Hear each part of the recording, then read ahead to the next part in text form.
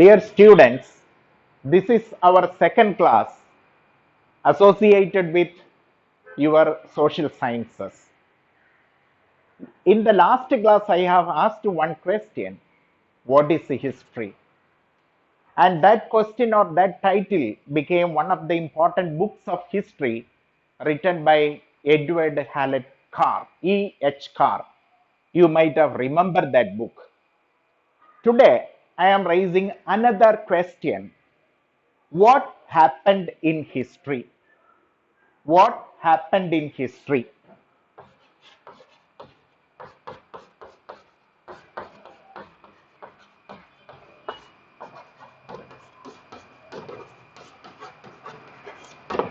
What happened in history?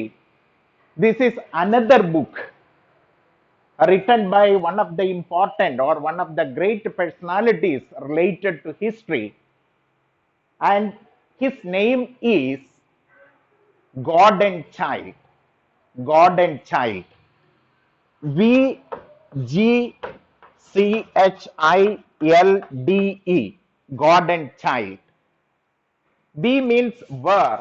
V E R E. Gordon. G O R D O N. Then Gordon Childe. The name of the book, What Happened in History. In this book, he elaborated or discussed many happenings or many incidents or many events that happened in the history of human progress. So, what happened in history, written by Vere Gordon Childe or Gordon Childe or V.G. Childe. So, remember this name of the book and author, Gordon Childe or V. Gordon Childe or Ver Gordon Childe. He was an Australian by birth, and his higher studies were taking place in England, and he became one of the authorities of history related to the world culture or world civilization or world history. And he also written another important book named by Man Makes Himself. Man Makes Himself. That is the second book. Again, the same author. Man Makes Himself. This is the second book. So these two books you must remember always when you are dealing with the social sciences, when you are dealing with the history. അപ്പൊ ഞാൻ ഇന്നത്തെ ക്ലാസ്സിൽ ഞാൻ നിങ്ങളോട് ഒരു ചോദ്യം ചോദിച്ചു. ചോദ്യം ഇതാണ്: കഴിഞ്ഞ ക്ലാസ്സിൽ നിങ്ങളോട് ചോദിച്ച ചോദ്യം വാട്ട് ഈസ് ഹിസ്റ്ററി? അതൊരു പുസ്തകത്തിന്റെ പേരായിട്ട് വരുന്നു. അതിന്റെ ഓഥറിന്റെ പേര് നമ്മൾ കണ്ടു, E.H. Carr, Edward Hallett Carr. അതൊരു വലിയൊരു ചരിത്ര പ്രാധാന്യമുള്ള ഒരു പുസ്തകമാണ്. ഇന്ന് നിങ്ങളോട് ഞാൻ മറ്റൊരു ചോദ്യം ചോദിക്കുകയാണ്: what happened in history? What happened in history എന്ന് പറയുമ്പോൾ അത് വേറൊരു പുസ്തകത്തിന്റെ ടൈറ്റിലാണ്. ആ ഓഥറിന്റെ പേരാണ് ഗോർഡൻ ചൈൽഡ്. ഗോർഡൻ ചൈൽഡിന്റെ ഫുൾ നെയിം ഇങ്ങനെയാണ്, വേർ ഗോർഡൻ ചൈൽഡ്. അപ്പൊ ഈ പുസ്തകത്തിന്റെ പേര് നിങ്ങളുടെ മനസ്സിൽ ഉണ്ടാകണം. ഈ പുസ്തകത്തിൽ പറഞ്ഞിരിക്കുന്നത് എന്തെല്ലാമാണ് മനുഷ്യ പുരോഗതിയിൽ ഉണ്ടായ വളർച്ച, ഉണ്ടായ സംഭവങ്ങൾ, ഉണ്ടായ പ്രധാനപ്പെട്ട കാര്യങ്ങളെ പറ്റിയുള്ള വിശകലനമാണ് ഗോർഡൻ ചൈൽഡ് ഈ പുസ്തകത്തിൽ കാണിച്ചിരിക്കുന്നത്, വാട്ട് ഹാപ്പൻഡ് ഇൻ ഹിസ്റ്ററി. രണ്ടാമത്തെ ഒരു പ്രധാനപ്പെട്ട പുസ്തകം സെയിം ഓഥറിന്റെ, ഗോർഡൻ ചൈൽഡിന്റെ തന്നെയാണ്, മാൻ മേക്സ് ഹിംസെൽഫ്. ഈ രണ്ട് പുസ്തകങ്ങളുടെയും പേരുകളും ഓഥർ ഒരാൾ തന്നെ, രണ്ട് പുസ്തകങ്ങളുടെ പേരും നമ്മൾ ഓർത്തിരിക്കണം. ഇനി നമ്മുടെ സിലബസുമായിട്ട്, നിങ്ങളുടെ ടോപ്പിക്കുമായിട്ട് ബന്ധപ്പെട്ടുള്ള ചർച്ച നമുക്ക് നടത്താം. നമ്മളോട് പറഞ്ഞിരിക്കുന്ന ആദ്യത്തെ ടോപ്പിക് ഇതാണ്: the American war of independence. ഇതാണ് നമ്മുടെ title. The first topic in your module or in your lesson, that is the American War of Independence. The American War of Independence.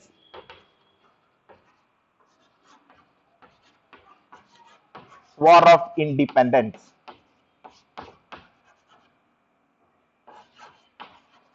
American War of Independence. ഇതിനകത്ത് രണ്ട് മൂന്ന് ചോദ്യങ്ങളാണ് ഇന്ന് നിങ്ങളുമായിട്ട് സംവാദത്തിന് ഞാൻ തയ്യാറായിട്ട് വന്നിരിക്കുന്നത്. ഒന്നാമത്തേത്, എന്താണ് the American war of independence? What is the American war of independence? രണ്ടാമതൊരു ചോദ്യം ഇതാണ്, why it took place on that particular period ഞാൻ പറയും നിങ്ങളുടെ അടുത്ത്, അപ്പൊ നമുക്കത് ശ്രദ്ധിക്കാം. മൂന്നാമത്തേത്, എന്താണ് ഇതിന്റെ significance, the importance or the everlasting result of the American war of independence? ഇങ്ങനെയുള്ള ചോദ്യങ്ങളെ നമുക്കൊന്ന് വിശകലനം ചെയ്യാം.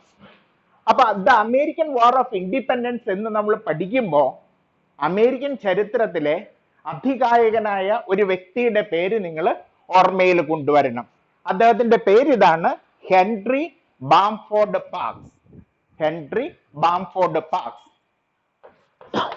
HENRY, Henry Bamford, BAMFORD, pax, PARKES, Henry Bamford pax, അല്ലെങ്കിൽ ചുരുക്കപ്പേരിൽ വിളിക്കും HB പാക്സ്.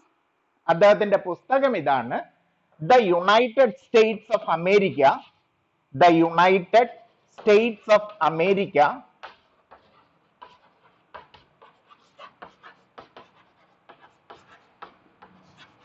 A history. ഇതാണ് ആ പുസ്തകത്തിന്റെ പേര്. ഈ പുസ്തകത്തിലാണ് അമേരിക്കൻ വാർ ഓഫ് ഇൻഡിപെൻഡൻസിനെ പറ്റി വളരെ വ്യക്തമായിട്ട് വിശകലനം ചെയ്ത് നമ്മുടെ മുന്നിൽ കൊണ്ടുവരുന്നത്.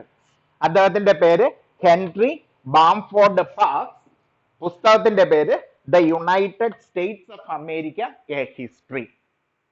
ഈ പുസ്തകത്തിന്റെ പ്രാധാന്യം ഇതാണ്, അമേരിക്കൻ വാർ ഓഫ് ഇൻഡിപെൻഡൻസിനെ പറ്റി പഠിക്കുമ്പോൾ ഈ പുസ്തകമാണ് നമ്മൾ യഥാർത്ഥത്തിൽ പഠിക്കുക.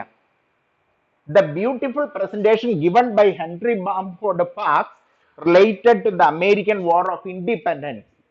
So our subject matter of study of the American War of Independence, or we can say that we are indirectly studying the book written by Henry Bamford Parks, named by the United States of America. അപ്പൊ ഈ പുസ്തകം നമ്മുടെ മനസ്സിൽ ഓർമ്മ വരണം, ഈ ഓഥറിന്റെ പേര് നമ്മുടെ മനസ്സിൽ ഓർമ്മ വരണം.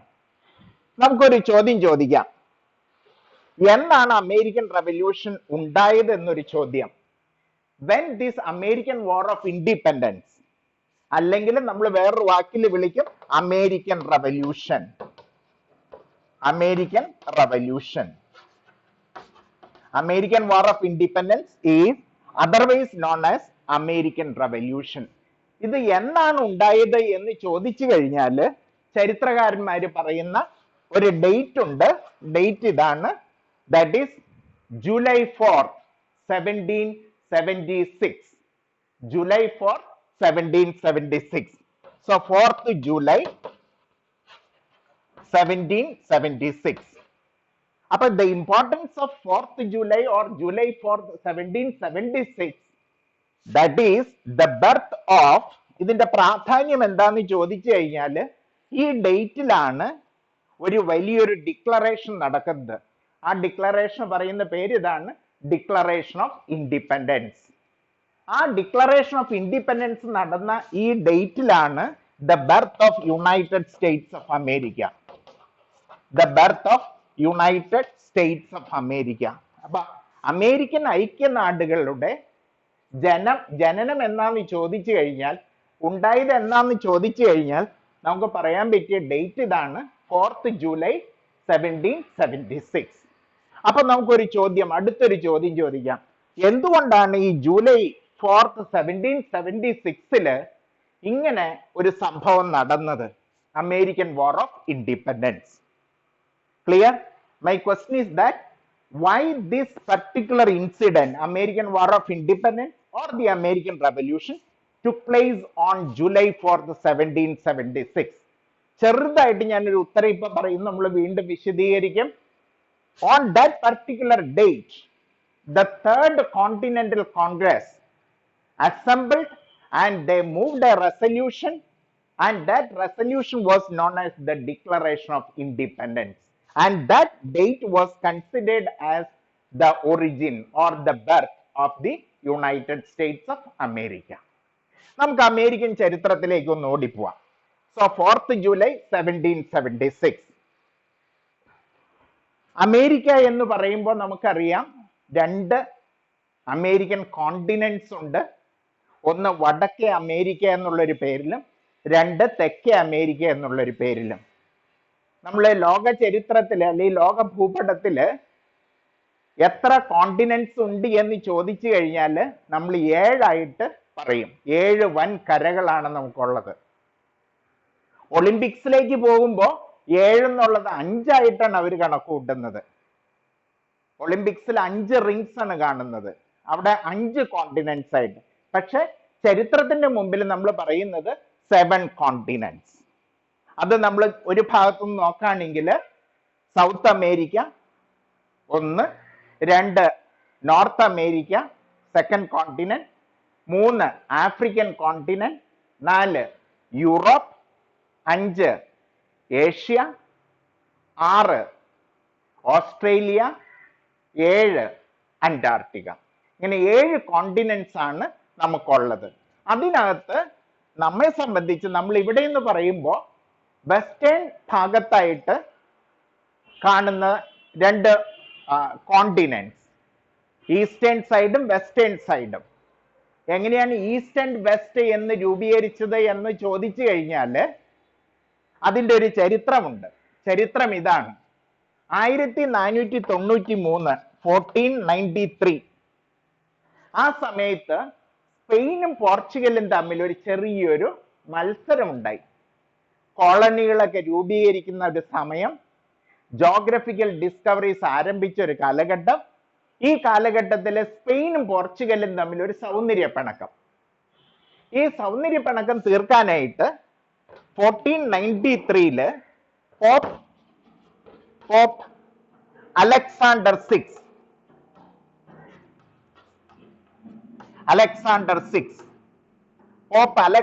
സിക്സ് ഒരു രമ്യതയിൽ എത്തിക്കുന്നതിന് വേണ്ടി ഒരു സൊല്യൂഷൻ ഉണ്ടാക്കി, ഒരു പരിഹാരം ഉണ്ടാക്കി.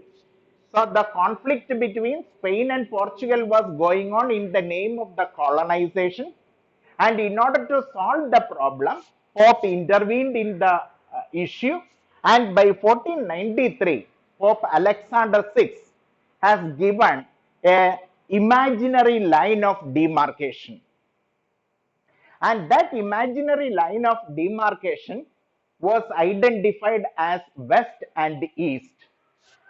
Spain was authorized. Spain, they can have their colonies on the western side, so on the west. Then Portugal, they can have the colonies in the east. This is the first time where a imaginary classification, imaginary division has taken place according to the formula given by Pope Alexander VI in the year 1493, when there was a geographical rift was going on. So now coming to our point, so the 2 American continents, Latin American continent and the North American continent. So here the American War of Independence is associated with North America. Don't think that it is directly affected the whole of North American continent, but it was limited to the eastern shore of the central part of North American continent.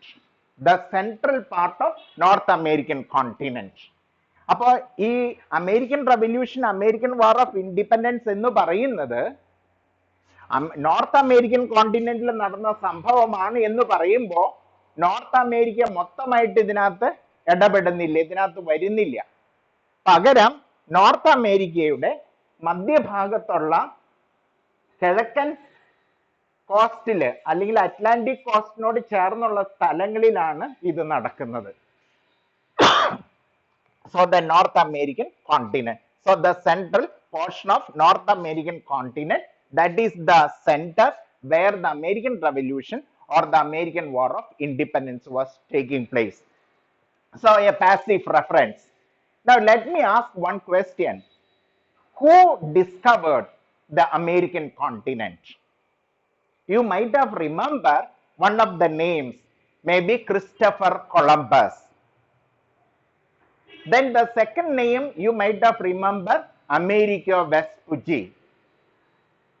Then the third name, that was Sebastian Cabot. Then the fourth name, Jacques Cartier. So the four names were associated with the American continent. The first one, that was Christopher Columbus. So Christopher Columbus started his voyage. He has conducted 4 voyages towards the west. And fortunately, he landed in the Caribbean islands, or landed later on identified as Bahamas, or it is known as Hispaniola, or we can say that West Indies. So West Indies, that was discovered by Christopher Columbus. So the first voyage towards the west from the European continent, from Spain, and that was Christopher Columbus. He was an Italian. He got married with a woman of Spain, and therefore he was working for the Spanish government, and that was Christopher Columbus. Now, who discovered the American continent? Then we have another name, that was Amerigo Vespucci. Amerigo Vespucci. Now, Amerigo Vespucci, again, he has conducted 4 voyages, and that was towards the Latin American continent. Brazil was discovered. Geographical discovery towards Brazil. That was done by Amerigo Vespucci. Again, the Venezuela, that was discovered by Amerigo Vespucci. Then the third name, that was Sebastian Cabot. He was from England, and he sailed towards the west, and he got in touch with another island, and that was known as Newfoundland. Newfoundland.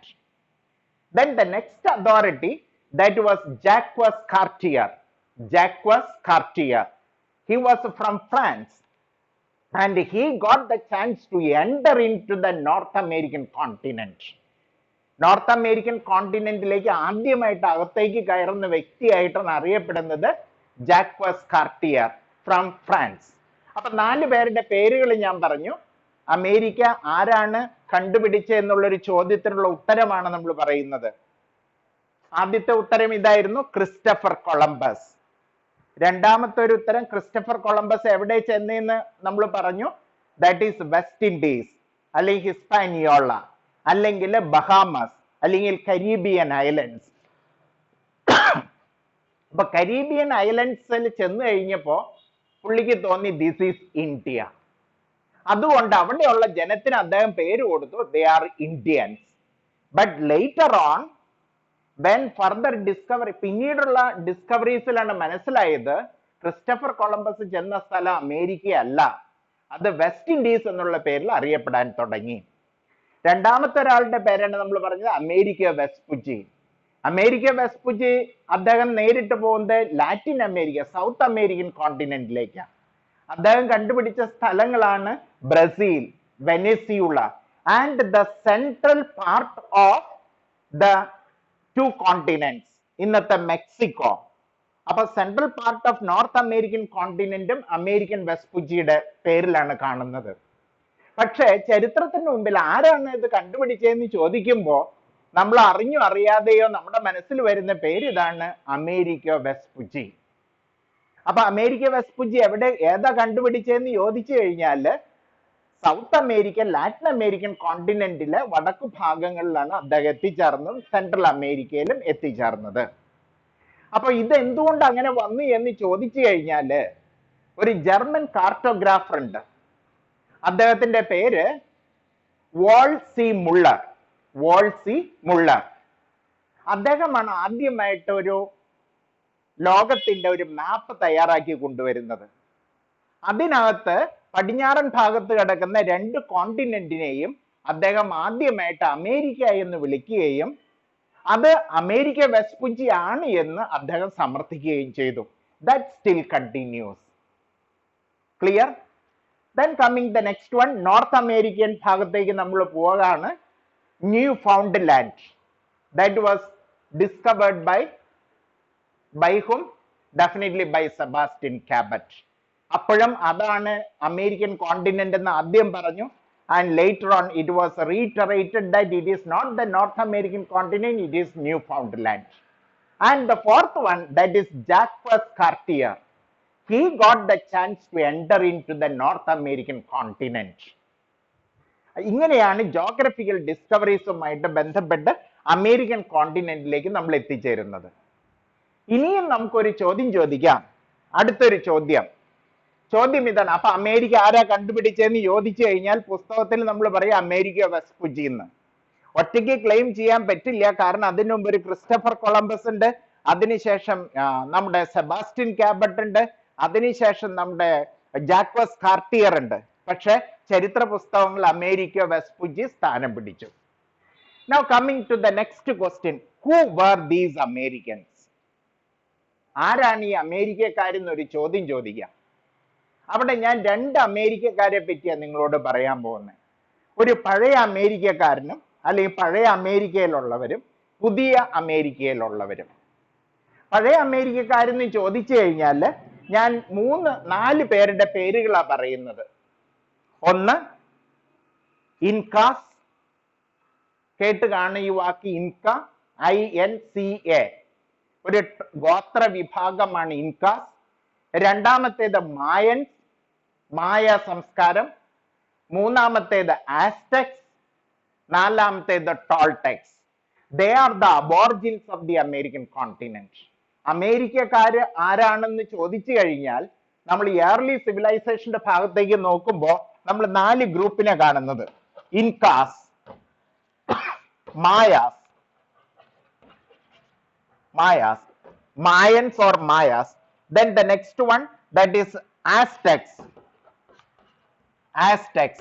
Then the next one, Toltecs. ഇവരാണ് യഥാർത്ഥ അമേരിക്കക്കാര്. ഇവരെ നമ്മൾ വേറൊരു title വിളിക്കാണ്. They are known as proto Americans.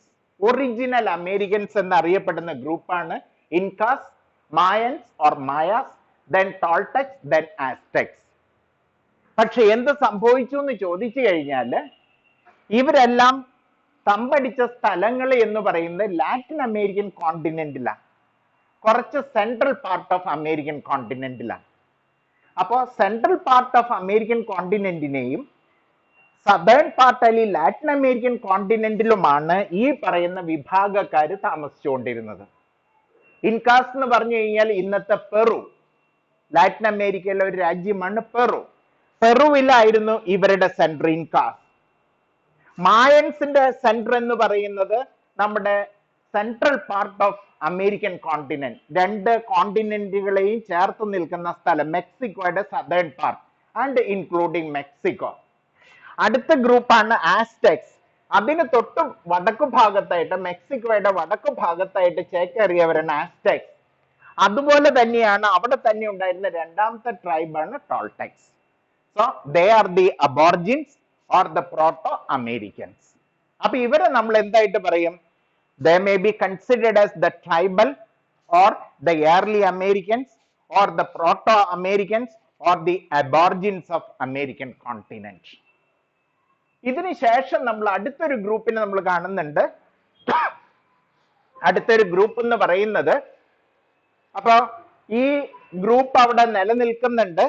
ഈ സമയത്ത് ഏകദേശം 15-ാം നൂറ്റാണ്ട്, 15-ാമത്തെ നൂറ്റാണ്ടില് ജോഗ്രഫിക്കൽ ഡിസ്കവറീസ് ഇങ്ങനെ നടക്കുന്നുണ്ട്. അതിൻ്റെയൊക്കെ ഫലമായിട്ട് ഇംഗ്ലണ്ടിൽ ചെറിയ സൗന്ദര്യ പ്രശ്നമൊക്കെ രൂപപ്പെടുന്നുണ്ട്. അതൊക്കെ ഞാൻ പറയാം. അങ്ങനെ ഒരു വിഭാഗം പുതിയ അമേരിക്കക്കാരെ പറ്റിയാണ് കേട്ടോ ഞാൻ പറയുന്നത്. പുതിയ അമേരിക്കക്കാർക്ക് നമുക്കൊരു പുതിയ പേര് കൊടുക്കാം. They are known as pilgrim fathers. അവരാണ് പുതിയ അമേരിക്കക്കാര്. അപ്പൊ പഴയ അമേരിക്കക്കാരെ നമ്മൾ കണ്ടു, ഇൻകാസ്, ടോൾടെക്സ്, മായൻസ് ആൻഡ് ആസ്ടെക്സ്. അപ്പൊ പുതിയ അമേരിക്കക്കാരെന്ന് പറയുമ്പോൾ നമുക്ക് അവരെല്ലാവരെയും കൂടി ഒരൊറ്റ പേരിൽ വിളിക്കാം. They are known as the Pilgrim Fathers. Pilgrim Fathers. അപ്പൊ ഇങ്ങനെ ചോദിച്ചു കഴിഞ്ഞാൽ നമ്മുടെ മുമ്പിൽ അടുത്തൊരു ചോദ്യം ഉണ്ട്, ആരാണ് ഈ പിൽഗ്രീം ഫാദേഴ്സ്? അപ്പൊ നമ്മൾ ഒരല്പം ചരിത്രം വീണ്ടും പിന്നോട്ടേക്ക് പോകുന്നു. അപ്പൊ the pilgrim fathers, they were considered as the modern Americans. ഇന്നത്തെ ട്രംപിന്റെ കീഴിലുള്ള ഭരണകൂടത്തിലുള്ള അമേരിക്കക്കാർ ആരാന്ന് ചോദിച്ചു കഴിഞ്ഞാല് നമുക്ക് അവരെ ഒറ്റ പേരിൽ വിളിക്കാം, the cousins of the pilgrim fathers. അപ്പോ ഡൊണാൾഡ് ട്രംപ് ആരുടെ നേതാവാന്ന് ചോദിച്ചു കഴിഞ്ഞാൽ പിൽഗ്രീം ഫാദേഴ്സിന്റെ അഡ്വാൻസ്ഡ് കസിൻസിന്റെ നേതാവാണ് ഡൊണാൾഡ് ട്രംപ്. അപ്പൊ ഈ പിൽഗ്രീം ഫാദേഴ്സ് എന്ന് പറയുന്നത് ആരാണ്? ഇതാണ് ഒരു ചോദ്യം. Who are these pilgrim fathers? അവരെ പറ്റി നമുക്ക് പറയുമ്പോൾ നമ്മൾ അറിയാതെ ഇംഗ്ലണ്ടിലേക്ക് പോവാണ്. We are going to England or Britain. അപ്പൊ ഇംഗ്ലണ്ടില് നിന്ന് ഒരു വിഭാഗക്കാര് എങ്ങനെയോ അവിടെ നിന്ന് ഇറങ്ങിപ്പോന്നു. ആ ഇറങ്ങിപ്പോന്നവര് എങ്ങനെയോ ഈ പറയുന്ന അമേരിക്കൻ കോണ്ടിനെന്റിലെ ഒരു പ്രത്യേക സ്ഥലത്ത് എത്തിച്ചേർന്നു. ആ എത്തിച്ചേർന്നവരെയാണ് നമ്മൾ പിൽഗ്രീം ഫാദേഴ്സ് എന്ന് പറയുന്നത്. നോക്കാം എന്താണ് ഇംഗ്ലണ്ടിന്റെ ചരിത്രം. ഇംഗ്ലണ്ടിനെ സംബന്ധിച്ച് നമ്മൾ നോക്കുമ്പോ അപ്പോ we are moving to the British history or the history of England. Pilgrim ഫാദേഴ്സിന്റെ കഥയാണ് നമ്മൾ പറയുന്നത്. 1485 1485 എന്ന് പറയുന്ന ഒരു ഇയർ നമ്മൾ എടുക്കാണ്. ഇംഗ്ലണ്ടിൽ എന്തോ ഒരു മഹാസംഭവം നടക്കുന്നുണ്ട്. അതുകൊണ്ട് ഇംഗ്ലണ്ടിന്റെ മോഡേൺ ഏജ് എന്ന് പറയുന്നത് തുടങ്ങുന്നത് 1485. So the England started with modernism in the year 1485. അപ്പൊ അത് എന്താണ് സംഭവം എന്ന് നിങ്ങൾക്ക് അറിയാൻ ഒരല്പം ആകാംക്ഷ ഉണ്ടാവും. സംഭവം ഇതായിരുന്നു, മെഡിയവൽ കാലഘട്ടത്തിൽ നിന്ന് മോഡേൺ കാലഘട്ടത്തിലേക്കുള്ള ഒരു മാറ്റം. The transition from medievalism to modernism took place in 1485 as far as England is concerned. അപ്പൊ മോഡേൺ ഏജ് എന്ന് നമ്മൾ നേരത്തെ ഒരു കഴിഞ്ഞ ക്ലാസ്സിൽ ഞാൻ നിങ്ങളോട് പറഞ്ഞിട്ടുണ്ട്. The year 1453 was considered as the beginning of modern age. അതൊരു ജനറൽ ആയിട്ട് പറയുന്നതാ. ഓരോ രാജ്യത്തെയും നമ്മൾ നോക്കുമ്പോൾ ആ മോഡേൺ ഏജിന് കുറച്ച് വ്യത്യാസങ്ങളൊക്കെ ഉണ്ട്. മെഡിയവൽ കൾച്ചർ പൂർണ്ണമായിട്ട് വഴിമാറി കൊടുക്കുന്നു, മോഡേൺ കൾച്ചർ ആരംഭിക്കുന്നു. അപ്പൊ ഇംഗ്ലണ്ടിന്റെ modern age or modern England എന്ന് നമുക്ക് വേണമെങ്കിൽ നാമകരണം കൊടുക്കാം. Modern England that was in 1485. അപ്പൊ എന്തായിരുന്നു സംഭവിച്ചതെന്ന് ചോദിച്ചു കഴിഞ്ഞാല് നമുക്ക് അടുത്തൊരു ഇയറിലേക്ക് പോവാണ്. 1463 to 1485. ഈ കാലഘട്ടത്തില് നിങ്ങൾ ചിലപ്പോൾ ചരിത്ര പുസ്തകങ്ങളിലൊക്കെ വായിച്ചു കാണും, റോസാ പുഷ്പങ്ങളുടെ യുദ്ധം എന്നൊക്കെ. Wars of roses, wars of roses, wars of roses, റോസാ പുഷ്പങ്ങളെ. ആ റോസാ പുഷ്പങ്ങളുടെ യുദ്ധമാണ് നടക്കാൻ പോണേ ഇംഗ്ലണ്ടില്. ഓ, ഇംഗ്ലണ്ടിൽ അങ്ങനെ നടക്കേണ്ട കാര്യം എന്താ, നമുക്ക് നോക്കാം. 1463 to 1485 was considered as the period of wars of roses as far as England is concerned. അതിന്റെ കാരണം എന്താന്ന് ചോദിച്ചു കഴിഞ്ഞാല് മെഡിയവൽ കാലഘട്ടത്തില് ഫ്യൂഡൽ കൾച്ചറാണ് നിലനിൽക്കുന്നത്. ഇംഗ്ലണ്ടിലും ഫ്യൂഡലിസം ആണ് നിലവിലുള്ളത് ഈ കാലഘട്ടത്തില്. അവസാനമായി ഇപ്പൊ 1463 ആയപ്പോഴേക്കും രണ്ട് പ്രബലമായ ഫ്യൂഡൽ ഫാമിലീസ് രംഗത്ത് വന്നു. അപ്പൊ ഫ്യൂഡലിസം ആണ് എന്ന് പറയുമ്പോൾ നമ്മൾ അതിന്റെ പര്യായമായിട്ട് നമ്മൾ കണക്കാക്കേണ്ടത് എപ്പോഴും ലഹളയാണ്.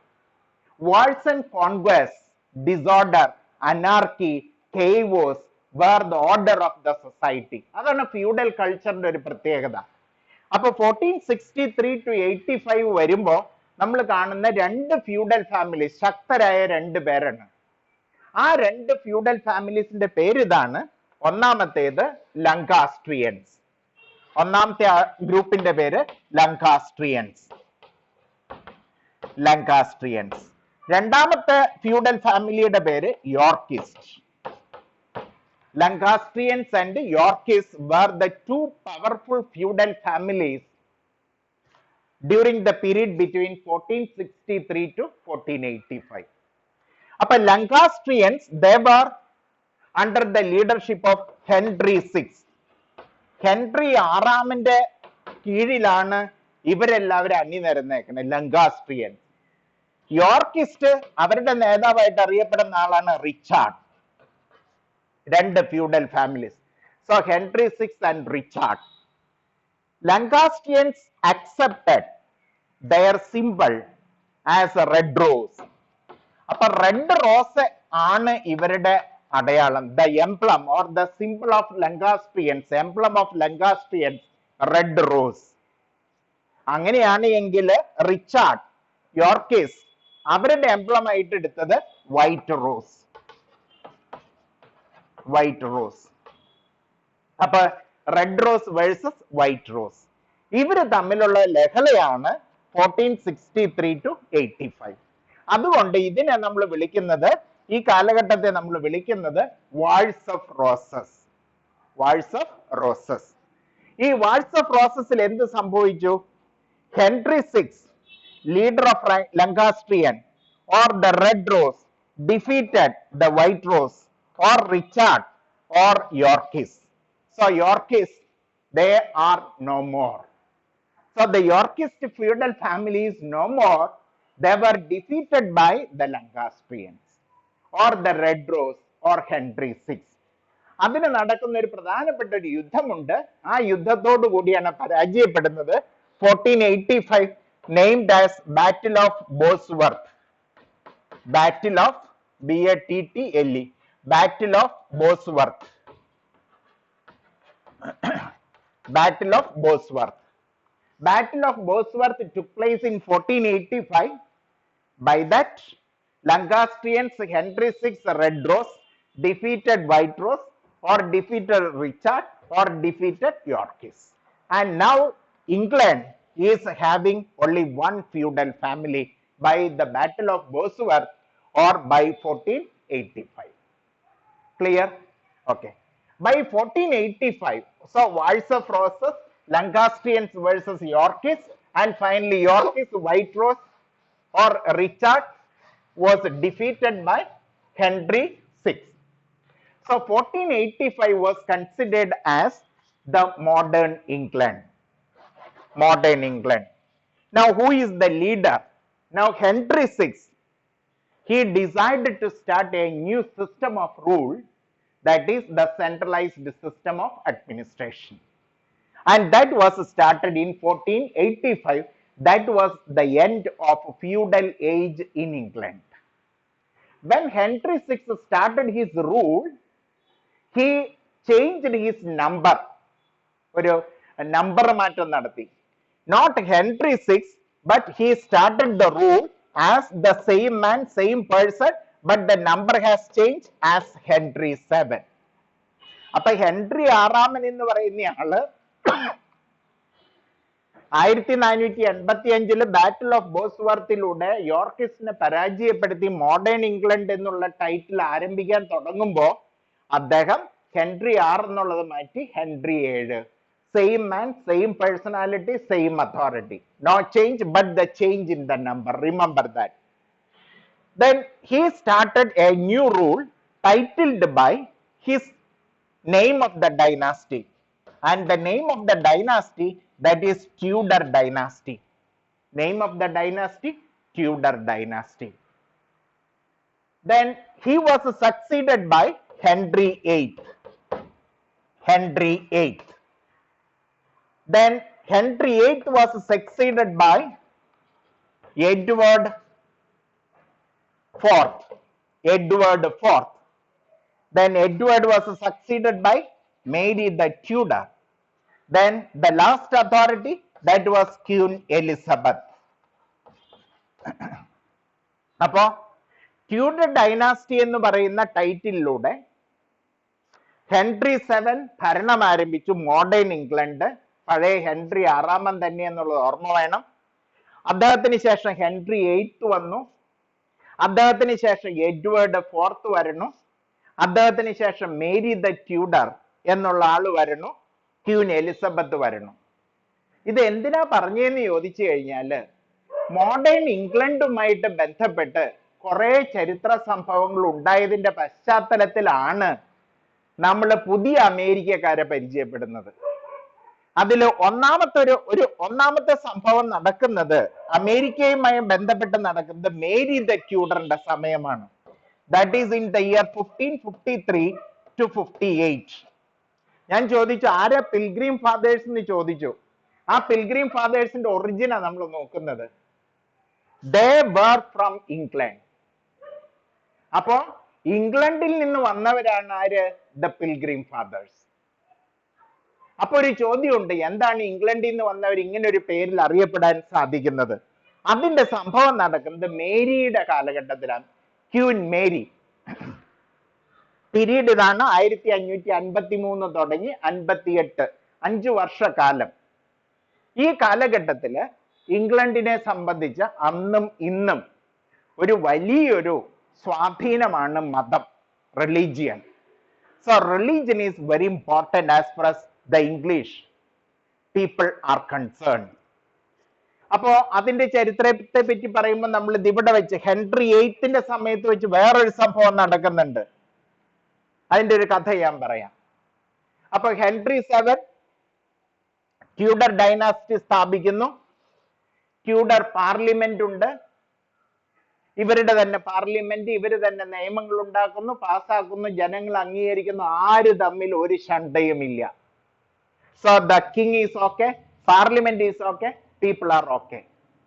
അപ്പൊ ഇതുകൊണ്ട് ഈ കാലഘട്ടത്തിന് നമ്മൾ പറയുന്നത് ഇങ്ങനെയാണ്, ഈ ട്യൂഡർ ഡൈനാസ്റ്റിയുടെ സമയത്ത് പാർലമെന്റും രാജാവും തമ്മിൽ വളരെ ചങ്ങാത്തത്തില്ല, വളരെ സ്നേഹബന്ധത്തില്ല, ജനങ്ങളും അതുപോലെ തന്നെ.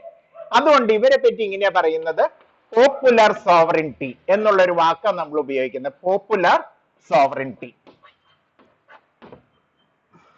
അല്ലെങ്കിൽ പോപ്പുലർ സോവറിറ്റി അല്ലെ, സോറി, പോപ്പുലർ ഡെസ്പോട്ടിസം, അതാണ് ആ വാക്ക്. Popular despotism. Popular despotism. രാജാവാണ് ശക്തൻ. ഹെൻറി VII എല്ലാ അധികാരങ്ങളും അദ്ദേഹത്തിന്റെ കയ്യിലാണ്. എന്നിരുന്നാലും പാർലമെന്റ് പറയുന്ന കാര്യങ്ങൾ അദ്ദേഹം കേൾക്കും. ഇവര് രണ്ടു കൂട്ടരും തമ്മിൽ ഉണ്ടാക്കുന്ന നിയമങ്ങൾ ജനങ്ങളും അനുസരിക്കും. ഇദ്ദേഹത്തിന്റെ പ്രവർത്തനങ്ങള് പാർലമെന്റ് അംഗീകരിക്കുന്നു, പാർലമെന്റിന്റെ പ്രവർത്തനങ്ങളെ രാജാവും അംഗീകരിക്കുന്നു. അതുകൊണ്ട് ആ ട്യൂഡർ ഡൈനാസ്റ്റിയിലെ പാർലമെന്റും രാജാക്കന്മാരും തമ്മിൽ നല്ല സ്നേഹബന്ധമായിരുന്നു. അതുകൊണ്ട് ചരിത്രകാരന്മാർ ഈ കാലഘട്ടത്തിന് ഒരു പേര് കൊടുത്തു, പോപ്പുലർ ഡെസ്പോട്ടിസം. 1485 ആരംഭിച്ച പീരീഡ് 1603 തീരുന്നു. അപ്പൊ 1483 to 1603 it is the period of Tudor dynasty. Otherwise it is known as popular despotism in England. Henry VIII കാലഘട്ടത്തിൽ നടന്ന സംഭവം ഇതാണ്, റിഫോർമേഷൻ. മോഡേൺ യൂറോപ്പിൽ ഉണ്ടായ ഒരു സംഭവമാണ് റിഫോർമേഷൻ. അപ്പൊ യൂറോപ്യൻ ചരിത്രത്തിലെ റിഫോർമേഷൻ എന്നാ ഉണ്ടായെന്ന് ചോദിച്ചു കഴിഞ്ഞാല് 1517 1517 ഒക്ടോബർ 30th. ആ ദിവസത്തിന്റെ പ്രാധാന്യം എന്താന്ന് ചോദിച്ചു കഴിഞ്ഞാല് ഇതിന്റെ നേതാവായിട്ട് കടന്നു വരുന്ന ഒരു വ്യക്തിയുണ്ട്. അദ്ദേഹത്തിന്റെ പേരാണ് മാർട്ടിൻ ലൂതർ. Martin Luther. അദ്ദേഹം ഒരു അദ്ദേഹത്തിന്റെ 95 തീസിസ് എന്ന് പറയുന്ന ഒരു ബുക്ക് അല്ലെങ്കിൽ ഒരു പുസ്തകം അദ്ദേഹം പബ്ലിഷ് ചെയ്യുന്നു. ഇപ്പൊ ഈ 95 തീസിസ് എന്ന് പറയുന്നത് കത്തോലിക്ക സഭയും മാർട്ടിൻ ലൂതറും തമ്മിൽ ചെറിയൊരു അകൽച്ച ആരംഭിച്ചു കഴിഞ്ഞു. കത്തോലിക്ക സഭ എങ്ങനെയെങ്കിലും നന്നാക്കി എടുക്കണം എന്നുള്ള ഒരു ചിന്തയുടെ അടിസ്ഥാനത്തില് അദ്ദേഹം പ്രവർത്തിക്കുന്നു, മാർട്ടിൻ ലൂതർ. അപ്പൊ ഈ സമയത്ത് കത്തോലിക്ക സഭയുടെ കഥ എന്ന് പറയുന്നത് ഒരല്പം ഇങ്ങനെയാ പറയുന്നത്, ചർച്ച് ബിക്കെയിം മോർ വേൾഡ്ലി എന്ന് അതിന് ഉപയോഗിക്കുന്നത്. അല്ലെങ്കിൽ വേറെ രീതിയിൽ പറയും, സ്പിരിച്വാലിറ്റിയിൽ നിന്ന് മാറി വേൾഡ്ലിനെസ്സിലേക്ക് മാറിക്കൊണ്ടിരുന്ന ഒരു ചർച്ചാണ് ഈ സമയത്തുള്ളത്.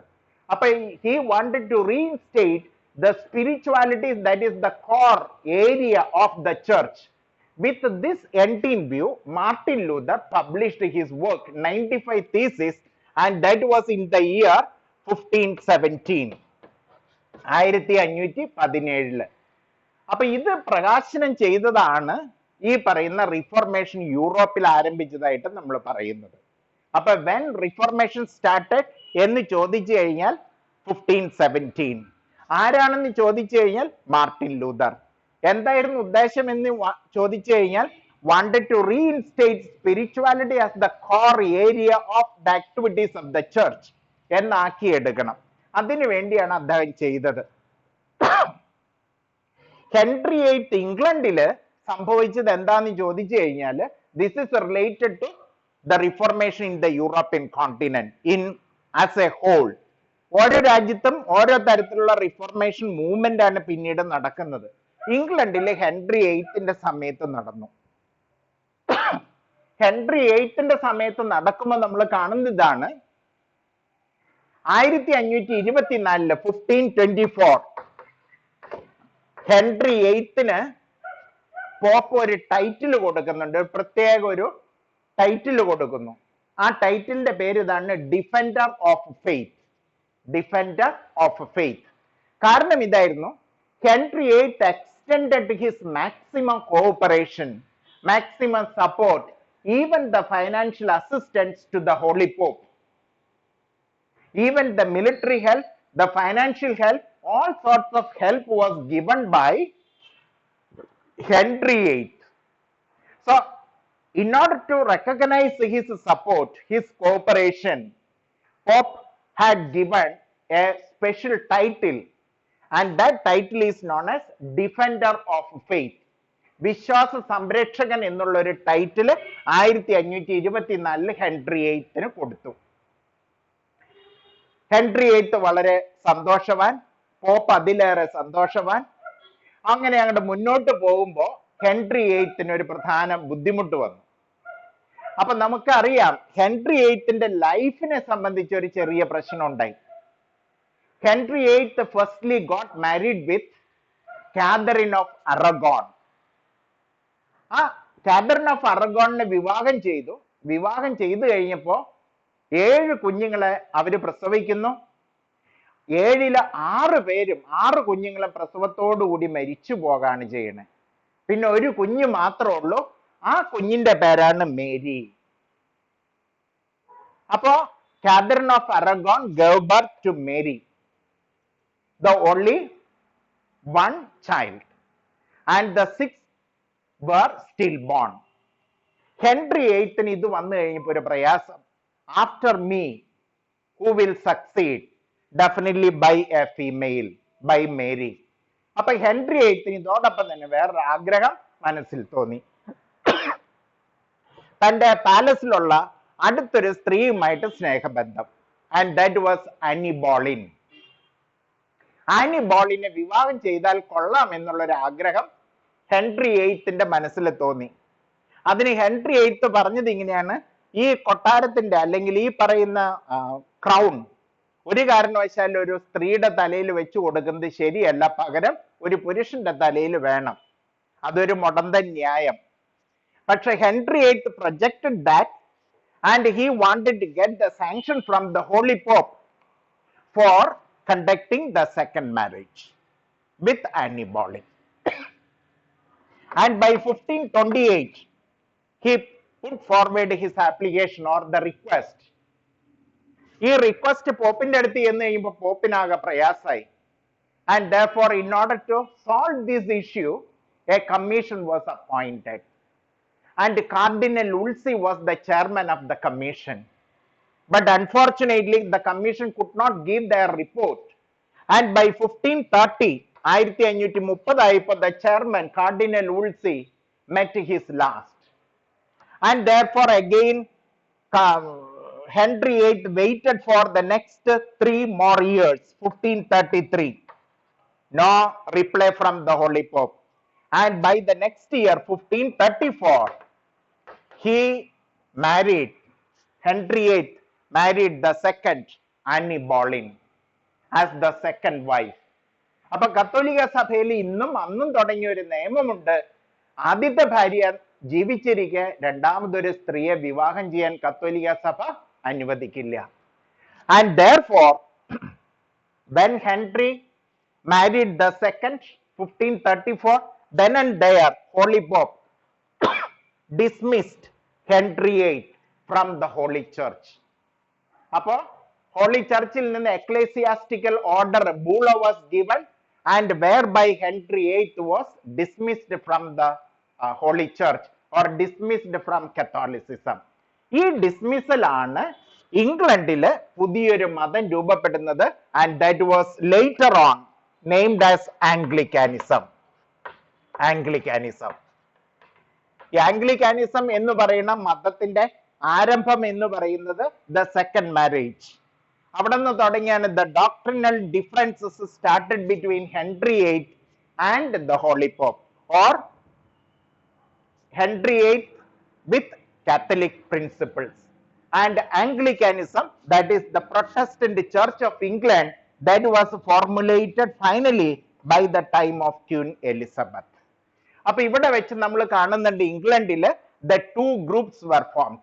One it is the Catholics and the others Protestants. Now Henry VIII was the leader of the Protestants. Earlier he was the leader of Catholics. ഇവിടെ നിന്ന് തുടങ്ങി ഇംഗ്ലണ്ടിൽ നടക്കുന്നത് the struggle between Catholics versus the Protestants from 1534 onwards. അപ്പോൾ ഇതോടുകൂടിയാണ് ഇംഗ്ലണ്ടില് the religious rivalries were taking place. അപ്പൊ അതുകൊണ്ട് Edward fourth as and when Henry decided to succeed after his spirit, he has given a new act, and that act is known as Act of Settlement. Act of Settlement. ആ നിയമപ്രകാരമേ ഇനി ഇംഗ്ലണ്ടിലെ രാജാക്കന്മാര് കടന്നു വരാവൂ. ആ act of സെറ്റിൽമെന്റിൽ പറയുന്നത് ഒന്നാമത്തെ ഇതാണ്, എനിക്ക് ശേഷം എൻ്റെ ഈ ക്രൗൺ കിരീടം കൊടുക്കേണ്ടത് രണ്ടാമത്തെ ഭാര്യയിൽ നിന്നുള്ള മകൻ എഡ്വേർഡ്, അതിനുശേഷം കൊടുക്കേണ്ടത് ആദ്യ ഭാര്യയിലുള്ള മകൾ മേരി, അതിനുശേഷം കൊടുക്കേണ്ടത് എഡ്വേർഡിൽ നിന്നുള്ള മകൾ. ഇതാണ് act of settlement. And thus after Henry eight or Henry VIII was succeeded by Edward. Clear? Appo Edward was a Protestant because he was from the second wife, that is Anne Boleyn.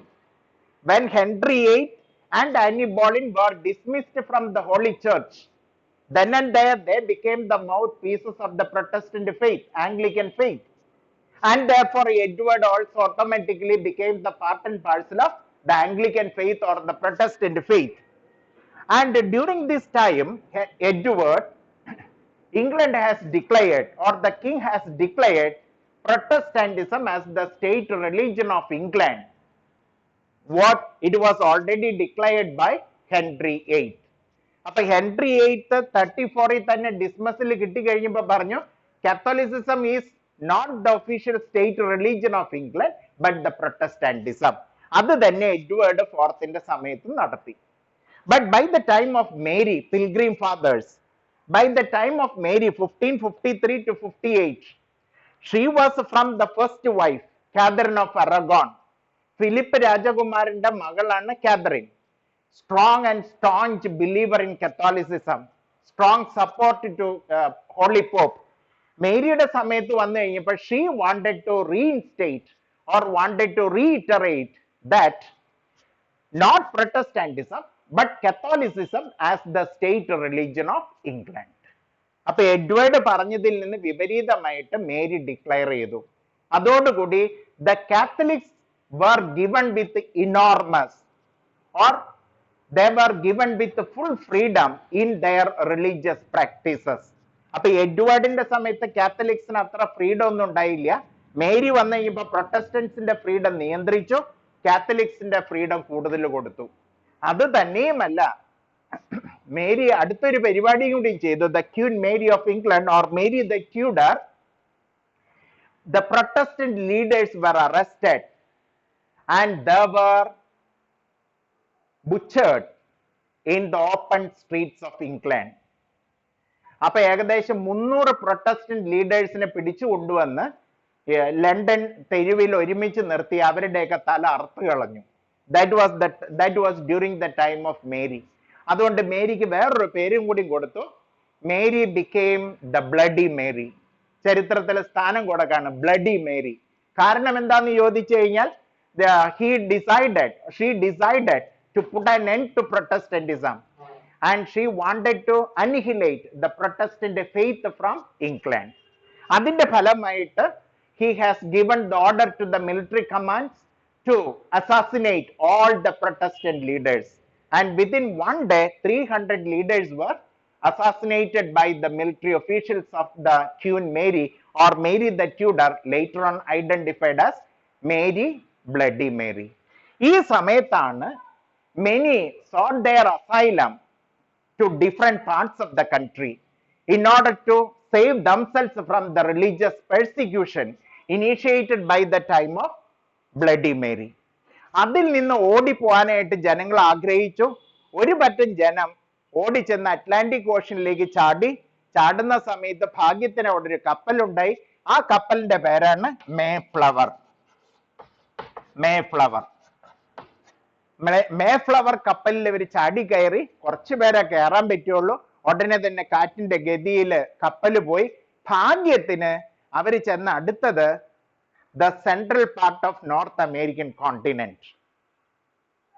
American revolution, അല്ലെങ്കിൽ ഞാൻ പറയാൻ പോകുന്ന അടുത്തൊരു പേര് ഇതുണ്ട്. they landed at the place called Plymouth, Plymouth. That was the first center of the North American continent where these people, the Protestant people, landed in North America. And when they started their sail by Mayflower, they made a contract, and that was the first contract, and that contract is known as Mayflower contract. Jean Jacques Rousseau French റവല്യൂഷന്റെ സമയത്ത് നമ്മൾ പറയും social contract തിയറിയെ പറ്റി. അതിന്റെ first analysis ഈ Mayflower കോൺട്രാക്റ്റിൽ നിന്നാണ്. അപ്പൊ ഈ മേഫ്ലവർ എന്ന കപ്പലില് ചാടി കയറിയവരെ ഒരുമിച്ച് വിളിച്ച പേരാണ് എന്ത്? Pilgrim fathers. അവര് എവിടെ അടുത്തത്? പ്ലിമത്ത്. പ്ലിമത്ത് എന്ന് പറയുന്നത് എവിടെയാണ്? അമേരിക്കയുടെ സെൻട്രൽ പാർട്ട്, നോർത്ത് അമേരിക്കൻ കോണ്ടിനെന്റിന്റെ സെൻട്രൽ പാർട്ട്. ആ സെൻട്രൽ പാർട്ടില് പിന്നീട് ബ്രിട്ടീഷുകാർ സ്ഥാപിക്കുന്ന 13 കോളനികള്. ആ കോളനികളുടെ ഏറ്റവും വടക്കേ അറ്റത്തുള്ള കോളനിയുടെ പേരാണ് മസാച്യുസെറ്റ്സ്. ഒരു പക്ഷെ നിങ്ങൾ കേട്ടിരിക്കും ബോസ്റ്റൺ ടീ പാർട്ടി. മസാച്യുസെറ്റ്സിന്റെ ക്യാപിറ്റലാണ് ബോസ്റ്റൺ. ബോസ്റ്റണിൽ നിന്ന് ഏകദേശം ഒരു 46 കിലോമീറ്റർ തെക്ക് ഭാഗത്തുള്ള സ്ഥലമാണ് Plymouth. So the Plymouth was the first center where the Pilgrim Fathers landed. അപ്പൊ നമ്മൾ തുടങ്ങിയത് എവിടെയാ? 2 ടൈപ്പ് അമേരിക്കൻസിനെ പറ്റി നമ്മൾ പറഞ്ഞു അല്ലേ? Aborigines of the American continent, Incas, Mayas, Toltecs, Aztecs, the tribal culture. അത് കഴിഞ്ഞപ്പോ നമ്മൾ പറഞ്ഞു പുതിയ അമേരിക്കക്കാർ ആരാന്ന് ചോദിച്ചു. അവിടെ നമ്മൾ പറഞ്ഞത് ഇങ്ങനെയാണ്, pilgrim fathers. So from where they have started their journey? Definitely from England. എന്തുകൊണ്ട് അവിടെ നിന്ന് ചാടിപ്പോന്നു? Because of the religious persecution. ആരുടെ സമയത്ത്? ബ്ലഡി മേരിയുടെ സമയത്ത്. അവര് കയറിയ കപ്പല് മേഫ്ലവർ. അവിടെ ഉണ്ടാക്കിയ കോൺട്രാക്ട് മേഫ്ലവർ കോൺട്രാക്ട്. ഭാഗ്യത്തിന് അടുത്തെത്തിയ സ്ഥലം പ്ലിമത്ത്. എവിടെയാണ് സ്ഥലം? മസാച്യുസെറ്റ്സ്. ഇവരാണ് ഇന്നത്തെ അമേരിക്കക്കാര്. ക്ലിയർ?